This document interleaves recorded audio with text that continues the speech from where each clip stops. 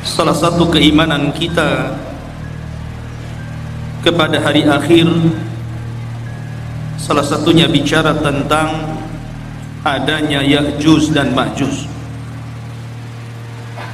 Tetapi kisah Ya'juj dan Ma'juj juga sangat erat kaitannya dengan seorang raja yang sangat besar, yang Al-Quran mengkisahkan walaupun hanya sedikit, yakni tentang Raja Dzulqarnain. Ma'asyiral muslimin yang dimuliakan Allah Subhanahu wa taala, sebelum saya menceritakan tentang hubung kait antara Ya'juj dan juga Ma'juj dengan Dzulqarnain, maka saya akan urut kisah ini berdasarkan Al-Quran yang terdapat dalam Suratul Kahfi. Namun sebelumnya saya ingin menjelaskan tentang siapa sebenarnya Raja Dzulqarnain itu. Kenapa disebut Dzulqarnain? Hidup di zaman siapa dia? Kemudian apa sepak terjangnya? Dan apa hubung kait beliau dengan Ya'juj dan juga Ma'juj? Ma'asyiral muslimin yang dimuliakan Allah Azza wa Jalla, kita tahu bahwa kalau kita menceritakan kisah-kisah dalam Al-Quran, maka akan dapat pelajaran yang bisa kita petik di dalamnya. Makanya Allah Subhanahu wa taala berfirman sendiri, laqad kana fi qisasihim ibratun liulil albab. Dan sungguh pada kisah-kisah yang diceritakan dalam Al-Quran itu ada pelajaran besar, khususnya kita yang memiliki akal yang sehat. Bahkan salah satu faidah kenapa Allah Subhanahu wa taala banyak mengkisahkan kisah-kisah dalam Al-Quran, berdasarkan firman Allah Azza wa Jalla, wa kullan naqussu 'alaika min amba'ir rusul ma nuthabbitu bihi fuadah. Dan begitulah kami kisahkan kepadamu ya Muhammad tentang habar-habar para utusan, tidak lain dan bukan hanya untuk menetapkan dan memberikan ketenangan kepada hatimu. Karena dengan kisah-kisah dalam Al-Quranul Karim banyak pelajaran yang diambil oleh Rasul sepanjang perjalanan dakwahnya, dan itu juga berlaku kepada kita umatnya. Ma'asyiral muslimin yang dimuliakan Allah Subhanahu wa taala, bicara tentang kisah Dzulqarnain dulu sebelum kita masuk kepada kisah Ya'juj dan Ma'juj. Kisah Dzulqarnain ini sebenarnya dikisahkan dalam Al-Quran karena ada sebab turunnya. Di zaman Nabi SAW, orang-orang musyrik itu berupaya untuk mencegah dakwah Rasul dengan berbagai macam upaya. Salah satunya dengan cara mencari orang yang cerdas, orang yang berilmu untuk meruntuhkan dakwah. Jadi mencari dalil kepada orang alim, tapi bukan untuk mencari kebenaran, tapi mencari pembenaran untuk meruntuhkan dakwah. Jadi orang-orang musyrik itu orang-orang bodoh, karena tidak diturunkan kepada mereka kitab-kitab dari langit. Berbeda dengan orang Yahudi dan Nasrani, diturunkan padanya Taurat dan Injil. Sehingga orang-orang musyrik ini, pembesar-pembesar mereka datang ke Madinah, kemudian bertanya kepada orang Yahudi tentang sosok orang yang mengaku nabi di daerahnya, maksudnya Nabi SAW. Maka orang-orang Yahudi mengatakan kepada orang-orang musyrik, kalau memang orang yang mengaku nabi di daerahmu betul-betul seorang nabi, tanyakan kepadanya 3 perkara. Kalau dia sanggup menjawab, berarti dia seorang nabi. Tapi kalau dia tidak sanggup menjawab, dustakan kenabiannya. Apa 3 soalan yang akan ditanyakan, yang diajarkan orang-orang Yahudi kepada orang-orang musyrik untuk ditanyakan kepada Rasul? Yang pertama, akhbirna an fityatin dhahabu fi dhahril awal qad kanat lahum qisatun ajibah. Tanyakan kepada orang yang ngaku nabi itu tentang beberapa anak muda di zaman awal-awal yang mereka memiliki kisah yang ajaib. Siapa anak-anak muda itu? Kemudian yang kedua, akhbirna an rajulin tawafan balagha masyariqal ardi wa magharibaha. Tanyakan juga kepada orang yang ngaku nabi itu tentang seorang laki-laki yang berkeliling dunia sampai ke arah barat dan sampai ke arah ujung daripada timur. Kemudian yang ketiga, akhbirna anir ruh wa mahi. Tanyakan juga kepada dia tentang apa itu ruh. Akhirnya orang-orang musyrik sudah mendapatkan apa yang mereka kehendaki untuk ditanyakan kepada Nabi SAW, bukan untuk mencari kebenaran. Tidak, mereka hanya hendak menghalang-halangi dakwah Rasul saja supaya didustakan manusia.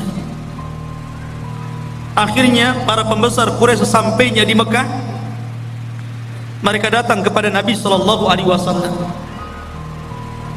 Mereka mengatakan, ya Muhammad, sesungguhnya kami memiliki 3 soalan. Kalau engkau sanggup menjawab, maka engkau adalah seorang nabi, amanna bik, pasti kami akan beriman kepadamu. Tapi kalau engkau tidak sanggup menjawab, memang engkau ini nabi palsu, pendusta. Akhirnya Nabi SAW mengatakan, silahkan tanyakan saja. Maka kemudian orang-orang musyrik ini bertanya tentang 3 soalan tadi. Saking senangnya Nabi SAW, kalau seandainya Rasul bisa menjawab 3 soalan itu, mereka akan beriman. Nabi SAW menjanjikan dengan kata-katanya, sa'ukhbirukum ghadan, besok saya kabarkan jawabannya. Dan Nabi SAW lupa mengatakan insya Allah. Saking senangnya Nabi SAW sampai tidak mengatakan insya Allah, hanya mengatakan baik, besok saya akan jawab pertanyaan. Rupanya gara-gara Nabi SAW tidak mengucapkan insya Allah, akhirnya Allah uji keesokan harinya. Tidak ada Jibril yang datang memberitahu jawabannya. 1 hari, 2 hari, 5 hari, 10 hari, sampai 15 hari. Sehingga mulai orang-orang musyrik menganggap bahwa Nabi ini seorang pendusta, khianat, janji malah diingkari. Dari situlah Nabi SAW sesak dadanya. Akhirnya pada hari ke-15 malaikat Jibril turun dan menurunkan surah Al-Kahfi, dan ini sebagai jawabannya. Adapun anak-anak muda yang berada di zaman awal yang mereka terjerembab dalam gua, mereka adalah Ashabul Kahfi, yang Allah firmankan, am hasibta anna ashabal kahfi war raqim kanu min ayatina ajaba. Apakah engkau mengira bahwa anak-anak muda yang terjerembab dalam Al-Kahfi, gua yang dalam itu, warrokim, rokim itu papan yang ada nama-nama Ashabul Kahfi, itu disebut rokim, dan itu tertera di dinding depan gua Al-Kahfi. Dan mereka adalah tanda-tanda kebesaran kami yang luar biasa, yang ajaib. Adapun anak muda yang berkeliling dunia sampai mencapai ujung barat dan ujung timur, ujung selatan dan ujung utara, adalah Dzulqarnain, di mana Allah Subhanahu wa taala berfirman, yas'alunaka an dzil qarnaini qul sa'atlu alaikum minhu dzikra. Mereka bertanya-tanya kepadamu tentang siapa Dzulqarnain. Kata Allah, katakan ya Muhammad kepada mereka, saya akan cerita, saya akan bacakan kepada kalian sedikit dari cerita Dzulqarnain. Kata-kata minhu itu menunjukkan sedikit, karena memang Al-Quran tidak panjang lebar menceritakan Dzulqarnain, tidak sebagaimana cerita Ibrahim, cerita Nabi Musa dan yang lainnya, hanya cuplikan kecil. Tapi itu sudah menjawab pertanyaan orang-orang Quraisy. Adapun ruh, maka Allah katakan yas'alunaka anir ruh qulir ruhu min amri rabbi. Mereka bertanya tentang ruh, katakan ruh itu urusan Rabbmu. Karena ruh itu sampai hari ini walaupun teknologi sudah canggih, nggak ada yang bisa mendeteksi ruh itu seperti apa. Sehingga ruh itu urusan Allah Subhanahu wa taala. Dari sini ikhwatu fiddin dimuliakan Allah Azza wa Jalla, sebab cerita Dzulqarnain itu dari sebab turunnya ayat ini dari pertanyaan orang-orang Quraisy. Dan subhanallah ikhwan, gaya dakwah orang-orang Quraisy itu ditiru oleh sebagian orang-orang yang tidak suka dengan dakwah. Terkadang ada orang jahil, dia ingin menghancurkan dakwah. Caranya apa? Bertanya kepada orang alim, tetapi yang tidak sepakat dengan orang alim yang hendak dijatuhkannya. Dia hanya minta fatwa saja. Setelah dapat fatwa bukan diamalkan, tapi untuk menjatuhkan lawan. Makanya banyak orang-orang alim yang alimnya itu bukan untuk memperbaiki manusia, terkadang untuk memecah belah manusia. Dan mereka adalah ulama ulama-ulama yang jelek. Ma'asyiral muslimin yang dimuliakan Allah Azza wa Jalla, cerita tentang Dzulqarnain ini menjadi khilaf para ulama. Apakah dia seorang raja? Apakah dia malaikat? Apakah dia seorang wali? Karena memang kisah Dzulqarnain ini kisah yang unik sekali. Bahkan Al-Imam Qatadah rahimahullahu ta'ala mengatakan bahwa di dunia ini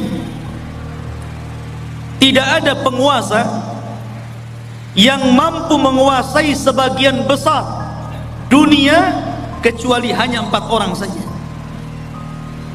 yang 2 mukmin dan 2 kafir. Pertama, yang mukmin adalah Raja Sulaiman. Sulaiman menguasai sebagian besar dunia. Kemudian yang kedua, Dzulqarnain. Adapun yang kafir, yang pertama adalah Namrud, dan yang kedua Bukhtun Nasr. Ada yang mengatakan Al-Iskandar Al-Maqduni, tapi yang masyhur adalah Bukhtun Nasr. Dan keduanya kafir, baik Namrud ataupun Bukhtun Nasr yang menghancurkan Palestina itu. Lah salah satunya adalah Dzulqarnain. Dia penguasa yang berhasil menguasai barat dan timur, selatan dan utara, sehingga kemudian menjadi khilaf apakah dia seorang nabi, apakah dia seorang wali, ataukah dia malaikat. Ada yang mengatakan dia adalah malaikat, tetapi pendapat ini tentu sangat jauh sekali. Ada yang mengatakan dia seorang nabi berdasarkan zahir Al-Quran, karena dia diperintah Allah untuk menyampaikan wahyu Allah. Siapa yang beriman maka akan diperbaiki, siapa yang kufur maka akan disiksa dan diazab. Dan nanti saya akan jelaskan tentang rihlah beliau. Tapi pendapat yang masyhur, dan ini pendapat yang banyak dikuatkan para ulama, seperti Asy-Syaikh Ibnu Utsaimin rahimahullahu taala, mengatakan bahwa dia adalah rajulun saleh, orang yang sangat soleh sekali, dan dia seorang raja dan penguasa dunia. Itulah Dzulqarnain. Lalu hidup di masa siapa Dzulqarnain ini? Ada yang mengatakan bahwa Dzulqarnain ini hidup di masa Nabi Khidir, bahwa Khidir pernah berjumpa dengan Dzulqarnain di Baitul Maqdis, kemudian diangkat menjadi menterinya, menjadi penasehatnya. Akhirnya Dzulqarnain pun keliling dunia bersama Khidir. Ada yang berpendapat seperti ini, tetapi pendapat ini dibantah oleh para ulama yang banyak. Apalagi pendapat ini sampai mengatakan Khidir tidak mati sampai hari ini. Kemudian yang kedua, dan ini yang dikuatkan para ulama, juga dikuatkan oleh Imam Ibnu Utsaimin rahimahullahu taala, bahwa Dzulqarnain itu hidup di masa Nabiullah Khalilur Rahman Ibrahim alaihi salatu wassalam. Jadi ia hidup di masa Nabiullah Ibrahim, bahkan dia pernah tawaf bersama Ibrahim dan juga Ismail di Ka'bah. Bahkan dikatakan Ibrahimlah yang menjadikan Dzulqarnain ini masuk ke dalam agama tauhid, yang dengan itu akhirnya Dzulqarnain berdakwah keliling dunia. Ini salah satu pendapat Al-Imam Ibnu Utsaimin rahimahullahu ta'ala dalam fatwa Nur ala Darbi, di mana Ibnu Utsaimin mengatakan huwa malikun salihun kana ala ahdil khalil Ibrahim. Dia adalah raja yang saleh, hidup di masa Nabiullah Ibrahim alaihi salatu wassalam, wa yuqalu annahu tafa ma'ahu bil baiti fallahu a'lam. Bahkan dikatakan dia pernah tawaf bersama Ibrahim di Baitullah, Allahu a'lam. Itu perkataan dari Imam Ibnu Utsaimin rahimahullahu taala. Masyarul muslimin yang dimuliakan Allah azza wajalla. Baik, kenapa dia disebut Dzulqarnain? Dzu itu artinya pemilik, Qarnain itu dua tanduk. Kenapa disebut pemilik dua tanduk? Ada yang mengatakan bahwa kenapa raja tersebut digelari pemilik dua tanduk, atau dalam bahasa Arabnya Dzulqarnain. Pendapat yang pertama, karena dia memakai mahkota, dan dalam mahkotanya itu berbentuk dua tanduk. Jadi ada tanduk dalam mahkotanya dari kanan dan kiri, dari tembaga. Ada yang mengatakan disebut Dzulqarnain karena dia pernah dipukul sebelah kanannya, kemudian mati dan terluka. Kemudian Allah hidupkan kembali, kemudian dipukul lagi oleh kaumnya, kemudian mati dan kemudian dihidupkan kembali. Ada yang berpendapat seperti itu, ya terima saja, namanya pendapat. makanya disebut Dzulqarnain. Ada yang mengatakan karena bentuk kepalanya seperti dua tanduk, ada tanduknya di kepalanya, dan tentu ini ba'id, sangat jauh. Dan pendapat yang terakhir inilah yang banyak dikuatkan para ulama. Disebut Dzulqarnain karena dia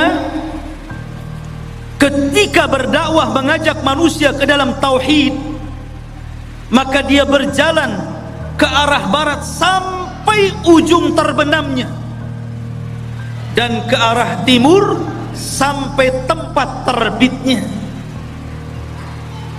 Dan tempat terbit serta tempat terbenamnya itu disebut qarnai syaitan, dua tanduk setan. Makanya Nabi SAW melarang jangan sholat ketika terbit matahari dan ketika terbenam matahari, karena ketika itu muncul dua tanduk syaitan. Maka ketika Dzulqarnain berdakwah sampai ujung barat, sampai terbenam matahari, bahkan sampai ujung timur, sampai terbitnya matahari, berarti dia melakukan kedua perjalanan, kedua tanduk syaitan, sehingga akhirnya dia digelari sebagai raja pemilik dua tanduk ataupun Dzulqarnain. Ini yang paling akrab mungkinnya, yang paling dekat berdasarkan nas Al-Quran, bagaimana perjalanan beliau ke ujung barat dan timur itu. Ma'asyiral muslimin yang dimuliakan Allah Azza wa Jalla, perjalanan Dzulqarnain ini adalah perjalanan yang luar biasa. Seorang raja yang seluruh kekayaannya, seluruh hidupnya hanya untuk mengajak manusia kepada tauhid. Makanya kalau kita cerita para raja, saya kira di negeri kita saja cerita para raja banyak ya. Ada Raja Majapahit, ada raja ini, raja itu. Di negeri kita paling banyak cerita raja itu. Kata Syekhul Islam Ibnu Taimiyah rahimahullahu ta'ala, sesungguhnya apabila kita cerita tentang Raja Dzulqarnain, sesungguhnya tidak ada kisah yang lebih indah, yang lebih baik melebihi kisahnya Raja Dzulqarnain, karena banyak ibrah dan pelajaran. Bahkan kisah Dzulqarnain ini sangat menginspirasi bagi dakwah Nabi SAW, karena turunnya cerita Dzulqarnain ini di saat sulit-sulitnya Nabi dalam berdakwah. Jadi ketika Nabi SAW mengalami keperitan dakwah, kesulitan dakwah, tiba-tiba Allah Subhanahu wa ta'ala turunkan ayat dan menceritakan tentang kisah Dzulqarnain, seolah-olah turunnya ayat ini memberikan solusi kepada Nabi SAW dalam dakwahnya. Bahkan disebutkan oleh Safiyur Rahman Al-Mubarakfuri dalam sirah nabinya, ada pelajaran besar. Kenapa kisah Dzulqarnain ini diturunkan kepada Nabi SAW di saat kesulitan Rasul dalam berdakwah? Apa hikmahnya? Beliau mengatakan seolah-olah Allah Subhanahu wa ta'ala menjanjikan kepada Rasul bahwa kelak kekuasaan Rasul sallallahu alaihi wasallam akan sama dengan kekuasaan Dzulqarnain. Ketika Dzulqarnain berkuasa sampai ujung barat dan timur, maka kelak juga apa yang dibawa Nabi sallallahu alaihi wasallam pun akan sampai kepada ujung barat dan timur. Makanya Nabi SAW mengatakan, innallaha zawaliyal ardu fara'aitu masyariqaha wa magharibaha. Sesungguhnya Allah lipatkan bumi, kata Nabi SAW kepadaku, sehingga aku melihat ujung barat dan ujung timur. Padahal Rasul tidak pernah seperti Dzulqarnain ke ujung barat dan timur kan. Rasul tidak pernah ke Indonesia saja, nggak pernah. Tapi Nabi SAW diperlihatkan ujung barat dan timur, seolah-olah kekuasaan Nabi SAW akan sampai ke ujung barat dan ujung timur, dan itu menjadi sebuah kenyataan. Islam hari ini berada di mana-mana, di daratan Eropa, Afrika, Asia, semua ada Islam. Ma'asyiral muslimin yang dimuliakan Allah Azza wa Jalla, itulah hikmahnya tentang kisah ini diturunkan kepada Nabi sallallahu alaihi wa ala alihi wasallam. Adapun tentang nasab beliau, nasabnya Dzulqarnain. Siapa Dzulqarnain ini? Siapa namanya? Keturunan siapa dia? Ada yang mengatakan bahwa Dzulqarnain ini satu di antara raja-raja Yaman. Artinya dia bukan raja di luar daripada Arab, tapi Dzulqarnain itu raja Arab karena berasal dari Yaman. Karena rata-rata raja Yaman itu kalau menggelari rajanya selalu diawali dengan kalimat Dzu, seperti Dzu Nuwas yang pernah menguasai Himyar Yaman, ya. Maka raja-raja yang diawali dengan kalimat Dzu berarti menunjukkan raja itu adalah raja Yaman, dan dia keturunan dari kabilah Qahtan, dan kabilah Qahtan itu keturunan daripada Nabiullah Daud alaihi salatu wassalam.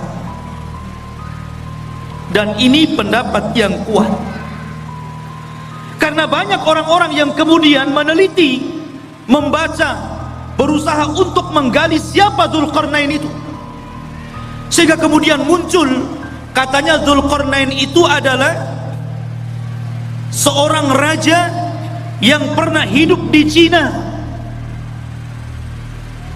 dan tembok yang dibangun untuk mengurung Ya'juj dan Ma'juj itu ya tembok Cina itu. Ada yang berpendapat seperti itu, sehingga kemudian orang-orang mengatakan Ya'juj dan Ma'juj itu orang Cina karena temboknya di sana, ya. Satu. Ada yang mengatakan bahwa Dzulqarnain itu satu raja yang pernah menguasai Persia. Dan ada juga yang mengatakan bahwa Dzulqarnain adalah Iskandariyah Al-Maqduni Al-Yunani, murid daripada Aristoteles, seorang pencetus filsafat Yunani. Dan ini ada ulama yang mengatakan seperti ini, dan ini banyak sekali yang mengatakan bahwa Dzulqarnain itu adalah Iskandariyah Al-Maqduni Al-Yunan yang pernah menguasai Cina, menguasai India, kemudian juga pernah menguasai Persia dan Romawi. Jadi kekuasaannya besar Iskandariyah Yunan ini, Al-Maqduni ini. Tapi pendapat ini dibantah para ulama. Salah satunya adalah Al-Hafidh Ibnu Hajar rahimahullahu ta'ala membantah. Kenapa? Karena jarak antara munculnya Raja Dzulqarnain dengan Iskandariyah Al-Maqduni Al-Yunan ini jauh sekali. Iskandariyah ini datang setelahnya 2000 tahun, karena dia hidup di zaman yang dekat dengan Isa bin Maryam, dan dia adalah murid daripada Aristoteles. Yang kedua bantahannya, Al-Iskandariyah Al-Maqduni atau Al-Yunan ini dia seorang kafir, tetapi Dzulqarnain adalah raja yang beriman, bukan raja kafir. Yang ketiga, Dzulqarnain orang Arab. Adapun Iskandariyah Al-Maqduni Al-Yunan bukan orang Arab, tapi orang Mesir. Dan inilah yang kemudian dikuatkan oleh Al-Hafidh Ibnu Hajar, Al-Hafidh Ibnu Katsir, dan juga Al-Imam Ibn Taimiyah rahimahullahu ta'ala membantah pendapat bahwa Dzulqarnain itu adalah Raja Iskandariyah Al-Maqduni Al-Yunan, karena itu hidup di zaman mendekati Isa bin Maryam. Sementara pendapat yang kuat sebagaimana dikemukakan oleh Al-Imam Ibnu Utsaimin bahwa Dzulqarnain itu hidup di masa Ibrahim. Nggak ketemu. Dari sini Dzulqarnain Raja Iskandaria lah. Tidak ada hubung kait antara Iskandaria dengan Dzulqarnain. Ada sebuah asar dari turjumanul Quran Abdullah bin Abbas radhiyallahu an, walaupun asar ini fihi nazar, ada pandangan para ulama bahwa usia dakwah daripada Dzulqarnain itu 500 tahun, 500 am. 500 tahun dia berdakwah. Dan wajar karena usia zaman dulu kan panjang-panjang, lain dengan usia umat sekarang. Makanya di zaman itu pernah ada seorang wanita menangisi anaknya yang meninggal. Dia menangis di kuburan karena meninggal anak. Saking sayangnya kepada anaknya, dia menangis di kuburan. Akhirnya dikatakan kepada ibu tersebut, "Kenapa Anda menangis wahai ibu?" Maka ibu itu mengatakan, "Ya, aku baru saja kemalangan, anakku meninggal dunia. Baru saja anakku meninggal dunia dan aku sedih karena peninggalannya." Akhirnya kemudian ditanyakan, "Berapa usia anakmu yang meninggal itu?" Maka ibu tersebut mengatakan, "Sittina sana, 60 tahun." 60 tahun masih bayi di zaman dulu. Kalau di zaman sekarang janggutnya sudah sampai pusar, dah kakek. 60 tahun dah mau mati. Akhirnya orang ini mengatakan, "Jangan sedih wahai ibu, karena kelak akan datang sebuah umat yang usianya itu baina sittuna was sab'in, baina sittina was sab'in, antara 60 sampai 70 tahun saja, dan itu usia kita umat Islam." Maka sang ibu tersebut sontak saja kaget dan merasa heran dan mengatakan, "Lau a'tanillahu umrahum," kalau Allah berikan umur mereka yang 60 tahun kepadaku, aku akan jadikan 60 tahun itu untuk sekali sujud kepada Allah Subhanahu wa ta'ala. Lihat, ya usia dulu panjang-panjang, sehingga wajar kalau Dzulqarnain juga keliling dunia sampai 500 tahun, berarti usianya di atas itu kan. Ini satu cerita, namanya asarnya fihi nazar, ya bisa benar bisa salah, karena ada penelitian tentang riwayat. Karena dalam Al-Quran sendiri tidak disebutkan secara detail ya, karena boleh jadi karena tidak ada manfaat penyebutannya. Akhirnya Al-Quran hanya menyebutkan hal-hal yang penting yang bisa dijadikan ibrah dan pelajaran bagi pembacanya. Taib, itu sedikit muqaddimah tentang siapa Dzulqarnain. Di dalam Al-Quranul Karim, tepatnya surah Al-Kahfi, ayat yang ke-83, ayat yang ke-83 Allah katakan, "Yas'alunaka an Dzulqarnaini."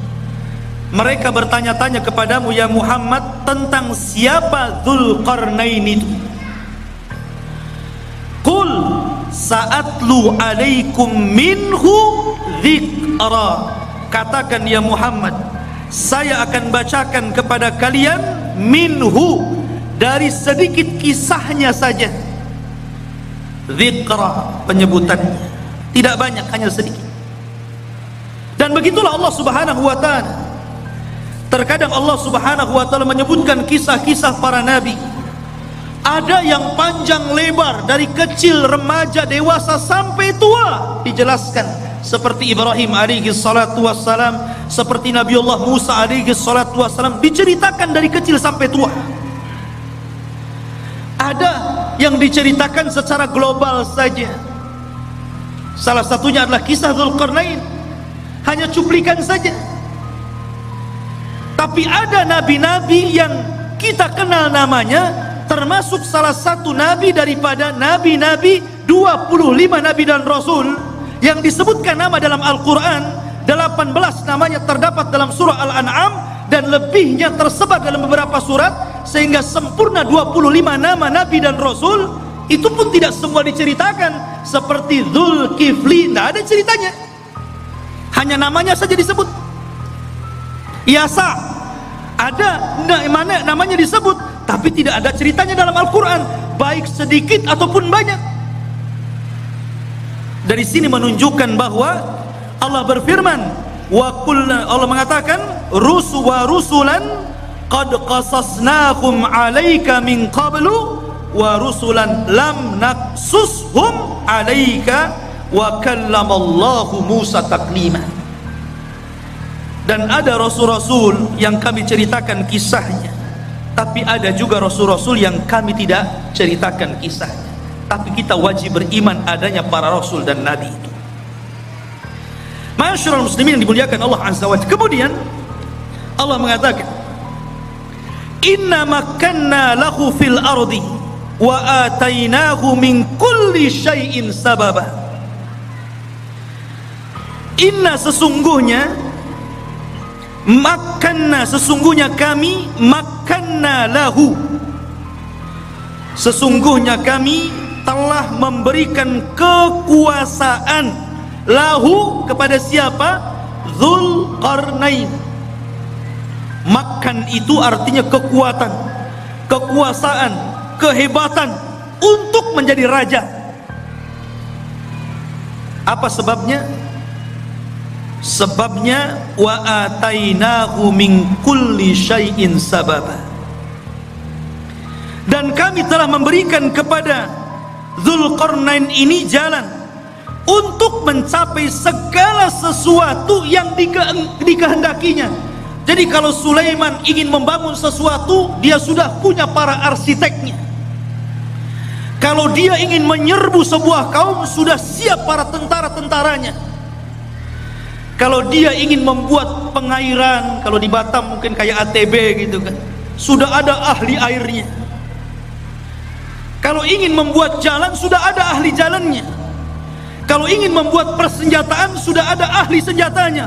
Pokoknya segala sesuatu yang dikehendaki Dzulqarnain ada jalannya, dan Allah Subhanahu wa taala berikan kepada Dzulqarnain untuk kepentingan dakwah. Nih yang menjadikan Allah makanna lahu fil ard, kami berikan kekuasaan yang besar di permukaan bumi kepada Dzulqarnain.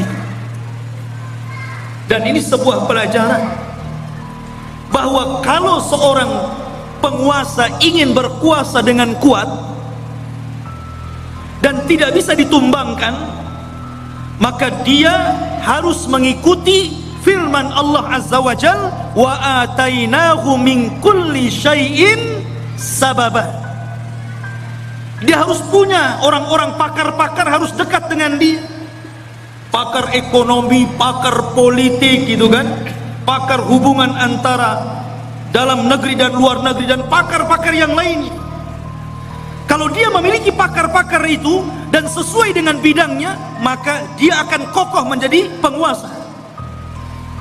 Tapi kalau dia kemudian mencomot menteri asal saja, yang penting bapak senang umpamanya ya, atau mengambil orang-orang dekat yang penting mendukung dia, nah itu tidak akan inna makanna lahu fil ardh. Jadi betul-betul harus orang-orang ahlinya seperti Dzulqarnain, baru penguasa itu akan kuat kekuasaan. Kemudian Allah mengatakan fa'atba'a sababa, maka mulailah Dzulqarnain mengikuti satu jalan. Ingat, perjalanan Dzulqarnain dalam berdakwah ini banyak sekali, banyak sekali. Tapi Al-Quran hanya menceritakan 3 perjalanan dakwahnya saja, karena ini yang paling vital, yang paling penting, dan banyak pelajaran yang kita bisa petik, khususnya bagi anda para penguasa. Karena ini seorang raja, Kalau anda ingin menjadi penguasa negara, hendaklah pelajari kisah Dzulqarnain, karena ini contoh bagi para raja. Sebagaimana pernyataan Imam Syekhul Islam Ibnu Taimiyah rahimahullahu taala, tidak ada kisah yang terbaik para raja melebihi kisahnya Dzulqarnain. Perhatikan perjalanan pertama. Allah mengatakan, hatta idza balagha maghribasy syamsi wajadaha taghrubu fi ainin hamiyatin wa wajada indaha qauman qulna ya dzal qarnain imma an tu'adziba wa imma an tattakhidha fihim husna fa amma qala amma man zalam fa sawfa nu'adzibuhu thumma yuraddu ila rabbih fayu'adzibuhu adzaban nuqra. Perhatikan ini perjalanan pertama Raja Dzulqarnain, hingga apabila dia telah sampai ke tempat terbenam matahari. Ketika dia sampai ke mana? Ainin. Ain itu maksudnya lautan. Hamiyatin maksudnya yang bentuknya seperti lumpur hitam. Jadi beliau mengarah ke arah barat karena terbenam matahari di situ. Terbenam matahari di mana? Di barat. Pertama kali perjalanan Dzulqarnain ke mana? Ke arah barat. Dia berjalan ke arah barat. Dan di sini Allah mengatakan ainin hamiyah, maksudnya lautan yang menghitam seperti lumpur hitam. Karena begini ikhwan, matahari itu awalnya putih, kemudian semakin mengarah ke barat menjadi kuning, kemudian semakin tenggelam menjadi merah, kemudian ketika tenggelam menjadi hitam karena muncul malam. Itulah disebut ainin hamiyah. Dan disitulah ujung daripada barat, karena sudah tidak ada jalan lain, sudah ujungnya. Selebihnya nggak ada tanah lagi, lautan semuanya. Lah Dzulqarnain sampai di ujung barat. Disitulah Dzulqarnain. Ikhwan, ini Dzulqarnain itu berjalan ke sana kemari hanya untuk memperbaiki. Dan ini percontohan penguasa, percontohan presiden, percontohan seorang raja. Walaupun Dzulqarnain itu sudah kaya raya, kaya harta, kaya jabatan, kaya pasukan, buat apa lagi? Sudahlah, duduk-duduk saja, kan begitu ya. Sekarang saja seperti itu, baru menjabat maaf, baru sekelas wali kota atau bupati saja gitu kan. Kadang-kadang kalau safar kemana-mana tidur saja. Udah sampai, sudah. Dia nggak tahu jalannya bolong, ada polisi tidurnya, jalannya rusak tuh nggak tahu nih. Harusnya jangan tidur, lihat, wah ini jalan perlu diperbaiki, ini jalan nggak bagus nih. Kemudian melewati desa-desa, ini kayaknya ada ketertinggalan, harus dimajukan nih. Harusnya seperti itu ya. Lah Dzulqarnain ini, dia kalau masuk ke sebuah desa dan desa itu ada ketertinggalan, dimajukan. Apa yang kalian butuhkan? Kalian butuh kedokteran? Kami letakkan di para dokter, ajarkan mereka kesehatan. Kalian perlu untuk pembangunan, nih saya letakkan arsitek, ajari mereka bagaimana cara membangun rumah dan gedung. Jadi sifatnya seperti itu. Dzulqarnain ini hanya memperbaiki. Kalau sudah baik tempat tersebut, daerah tersebut, diletakkan orang-orangnya, kemudian dia jalan lagi sampai akhirnya sampai di ujung barat, ketemu sebuah kaum yang tidak punya agama, kaum yang zalim, dan tidak ada kezaliman yang paling besar melainkan kesyirikan. Kaum yang sangat pendosa, melakukan keharaman, pencuri, pembunuh. Lah Dzulqarnain ini mendapatkan kaum di arah barat seperti itu ya. Makanya Allah mengatakan di dalam ayat ini, ya Dzal Qarnaini, wahai Dzal Qarnain, wahai Raja Dzulqarnain, imma an tu'adzib, wa imma an tattakhidha fihim husna. Terserah engkau, apakah engkau mau menghukum orang-orang jahat ini, orang-orang zalim ini, orang-orang yang tidak beriman ini, ataukah engkau ingin berbuat baik kepada mereka? Terserah. Maka Dzulqarnain mengatakan, amma man zalam, adapun orang yang zalim, adapun orang yang menyekutukan Allah, yang suka membunuh, yang suka mencuri, yang suka melakukan keharaman, fasaufa nu'adzibuhu, kami akan azab dia, kami akan hukum dia, thumma yuraddu ila rabbih, setelah itu kami serahkan kepada Rabbnya, fayu'adzibuhu adzaban nuqra, kelak Rabbnya akan mengadab boleh jadi lebih dahsyat dibandingkan azabku kepada mereka. Tetapi sebaliknya, wa amma man amana wa amila salihan falahu jazaan al-husna wa sanaqulu lahu min amrina yusra. Adapun yang nurut dengan perintahku, akhirnya beriman, beramal saleh, maka mereka akan mendapatkan balasan yang baik, dan kami katakan kepadanya, dari perkara kami mudahkan segalanya. Jadi kalau memang dia mengikuti dakwah Dzulqarnain, mau mentauhidkan Allah, mau melakukan amal saleh, mau melakukan amal kebaikan, dan mengikuti arahan-arahan Dzulqarnain, maka Dzulqarnain akan membangun qaryah tersebut, daerah tersebut akan dibangun, akan difasilitasi, akan dibangun dan ditebarkan pendidikan, dakwah, pembangunan dan yang lainnya. Itulah Dzulqarnain. Dia tidak diam, dia jalan-jalan ke sana kemari, dan itu salah satu sifat seorang penguasa. Harus jalan-jalan melihat kondisi rakyatnya. Lihat Ibnul Khattab, Umar Ibnul Khattab, malam-malam malam-malam keliling melihat rakyatnya, sehingga pelajaran karena dia suka jalan malam, melihat-lihat rakyatnya, baik yang senang ataupun yang susah, banyak melahirkan undang-undang, kebijakan-kebijakan, peraturan-peraturan yang kemudian sangat bermanfaat untuk rakyatnya, hanya karena jalan-jalan terinspirasi akhirnya. Ya, seperti itu. Dan Umar kalau jalan-jalan melihat rakyatnya tidak bawa wartawan, tidak diliput. Besoknya keluar Umar jalan-jalan menyambangi kaum muslimin yang ada di sini, bagi-bagi sembako. Nggak ada. Umar tidak masuk media. Lain dengan penguasa sekarang ya. Masuk parit saja ada wartawan. Masyarul muslimin yang dimuliakan Allah Subhanahu wa taala. Begitulah seorang raja jalan ke sana kemari. Inilah yang pertama perjalanan siapa? Dzulqarnain ke arah barat. Baru kemudian Allah mengatakan, summa atba'a sababa. Baru kemudian Dzulqarnain berjalan ke arah lain. Ke arah mana? Allah mengatakan, hatta idza balagha matli asy-syamsi, sampai ketika Dzulqarnain sampai di arah terbitnya matahari.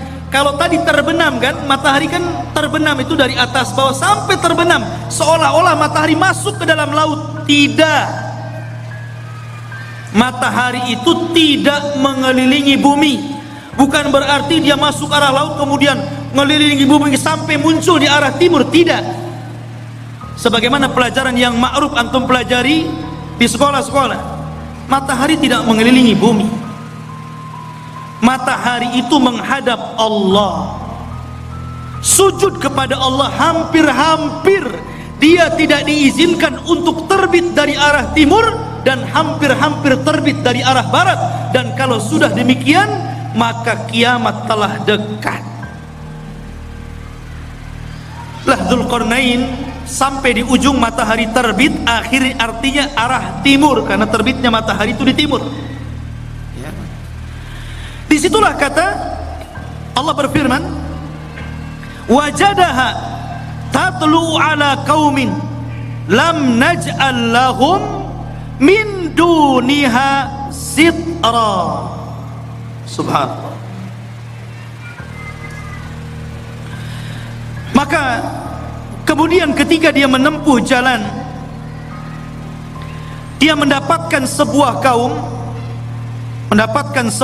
sekelompok umat yang kami tidak menjadikan bagi mereka sesuatu yang melindunginya dari cahaya matahari. Umat yang sangat terbelakang, gak punya rumah, gak berpakaian. Seperti mungkin di zaman sekarang kalau orang-orang primitif gitu ya, orang-orang yang hidup di daerah Amazon, jangan jauh-jauh ke Amazon ya, di Indonesia saja banyaknya. Seperti ada seorang dai yang belusukan ke hutan-hutan di daerah timur itu ya, akhirnya masuk Islam gara-gara pakai sabun. Itu pernah ceritanya dengar ya, masuk Islam gara-gara sabun. Gak pakai baju. Lah Dzulqarnain ketemu umat yang seperti itu gak pakai baju, mungkin hanya pakai koteka saja gitu ya, dan subhanallah gak punya rumah. Kaum itu gak ada rumah, mereka tidur sembarangan gitu kan, kadang di bawah pohon, gak punya rumah. Bukan berarti tidak bisa membangun rumah, belum sampai ilmu kepada mereka bahwa mereka itu perlu rumah dan bagaimana cara membangunnya gak tahu, itu masalahnya. Dan mereka juga tidak pakai baju, tidak pakai celana, auratnya tampak. Bukan berarti sebelum orang-orang itu sebelumnya manusia telanjang, tidak. Karena Nabi yang pertama kali mengajari untuk menjahit siapa? Nabi Idris. Dialah Nabi yang pertama kali mengajari umat untuk menjahit pakaian. Nabi Idris. Tapi bukan berarti sebelum Idris sampai kepada Adam telanjang, tidak. Pakai baju juga, cuman mereka bajunya ditempel-tempel, ditali-tali gitu saja, tidak dijahit. Lah di zaman Idris itulah mulai ada jahitan, mulai dijahit sininya, dijahit sananya, sampai hari ini berbagai macam ragam, sampai muncul tailor-tailor kan gitu. Tapi yang pertama kali menjahit siapa? Idris. Lah di zaman Dzulqarnain ini ada kaum dari arah timur itu nggak pakai apa-apa, auratnya nampak, nggak punya rumah, kasihan ya. Kemudian kadzalika wa qad ahadna bima ladaihi khubra. Kadzalika, begitulah sesungguhnya ilmu kami meliputi segala apa yang ada padanya. Maknanya akhirnya Allah Subhanahu wa taala menjelaskan bagaimana Dzulqarnain diberikan kemampuan oleh Allah untuk memperbaiki umat ini. Pelan-pelan Dzulqarnain mengajarkan bagaimana cara membuat rumah, kemudian bagaimana cara berpakaian, kemudian diajak untuk beriman kepada Allah. Akhirnya mereka pun beriman kepada Allah lewat dakwah Dzulqarnain. Dari sini menunjukkan bahwa kekuasaan itu dicapai untuk dakwah. Jangan antum memilih penguasa kalau tidak ada kepentingan kepada agama. Itu catatannya. Kalau antum hendak memilih penguasa, cari penguasa yang condong ke dalam Islam, yang mau memperjuangkan Islam, yang mau mengangkat harkat derajat para ulama dan orang-orang yang cinta para ulama. Siapa penguasa yang dekat dengan Islam, memperjuangkan Islam, kita pilih. Begitu. Itu barometernya. Kita tidak mengatakan si A ataupun si B, satu ataupun dua, tidak. Pokoknya siapa di antara penguasa itu, oh yang satu ini kalau jadi Islam remek nih, Islam akan diganti nih. Kalau yang ini minimalnya Islam akan baik, Islam tidak akan diganggu, Islam akan jaya. Kita pilih yang cenderung dengan agama. Karena memang kekuasaan itu alat untuk berdakwah. Itulah Dzulqarnain, dijadikan alat kekuasaannya untuk berdakwah dalam rangka mentauhidkan Allah, mengajak manusia ke jalan Allah Subhanahu wa taala. Harusnya seperti itu.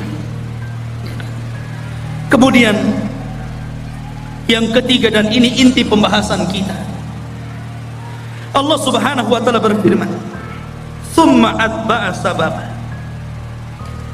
Kemudian Dzulqarnain memilih jalan yang selanjutnya, setelah ke barat, kemudian ke timur, sekarang ke utara atau ke selatan. Tapi Allah tidak mengatakan utara atau selatannya, antara dua arah itu. Cuman Allah mengatakan hatta idza balagha baina saddaini wajada min dunihima qauman la yakaduna yafqahuna qaula. Hingga apabila Dzulqarnain sampai di antara dua buah gunung yang sangat tinggi dan besar,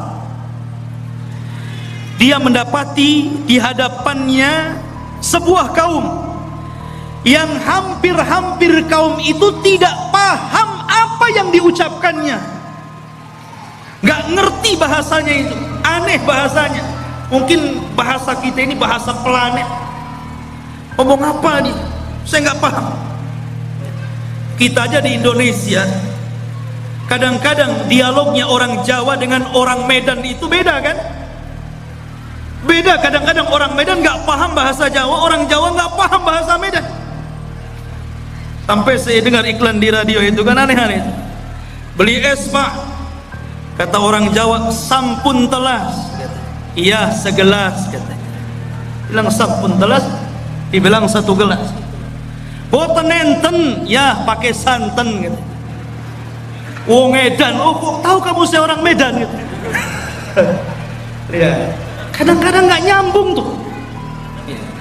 Itu dialog Jawa dengan Medan nggak nyambung tuh. Sampai dijelaskan oleh Imam Ibnu Katsir dalam Bidayah wan Nihayah, sampai Dzulqarnain itu untuk memahami bahasa orang itu memerlukan 10 penerjemah. Dari satu bahasa ke bahasa berikutnya, dari bahasa berikutnya bahasa sampai 10 bahasa, 10 penerjemah, baru Dzulqarnain paham. Oh iya maksudnya apa, baru tahu dia. Bahasanya susah dipahami ya. Rupanya Dzulqarnain paham keinginannya. Apa keinginannya? Dikemukakan dalam Al-Quran. Qalu, mereka berkata, ya Dzulqarnain, inna Ya'juj wa Ma'juj mufsiduna fil ard, fahal naj'alu laka kharjan ala an taj'al bainana wa bainahum sadda. Ini keinginannya, dan ini erat kaitannya dengan kisah Ya'juj dan Ma'juj. Dan inilah kisah Dzulqarnain yang ada hubungannya dengan kita kaum muslimin. Kisah yang terakhir ini, pertemuan Dzulqarnain dengan kaum yang terakhir ini adalah kisah yang sangat erat kaitannya dengan kita kaum muslimin. Karena kita ini umat yang ada di akhir zaman. Kenapa kita ini umat yang ada di akhir zaman? Pertama, karena tidak ada nabi setelah Rasul sallallahu alaihi wasallam. Maknanya tidak ada umat selain umat Nabi sallallahu alaihi wasallam. Setelahnya dunia ini akan dihancur-hancurkan alias kiamat. Jadi Dzulqarnain diminta oleh mereka itu dalam waktu-waktu tertentu datang Ya'juj dan Ma'juj. Mereka membuat kerusakan, membunuh, membantai, merampok, memperkosa, melakukan anarkis. Mereka brutal, mereka bengis. Makanya kelak di akhir zaman, fitnah Ya'juj dan Ma'juj itu berbeda dengan fitnah Dajjal dan fitnah keluarnya binatang dari perut bumi. Kalau Dajjal fitnahnya apa? Fitnahnya agama. Dia dikeluarkan oleh Allah itu untuk memfitnah agama kita, karena dia awalnya ngaku nabi, berakhir ngaku Tuhan. Dajjal tidak akan membunuh kita kalau kita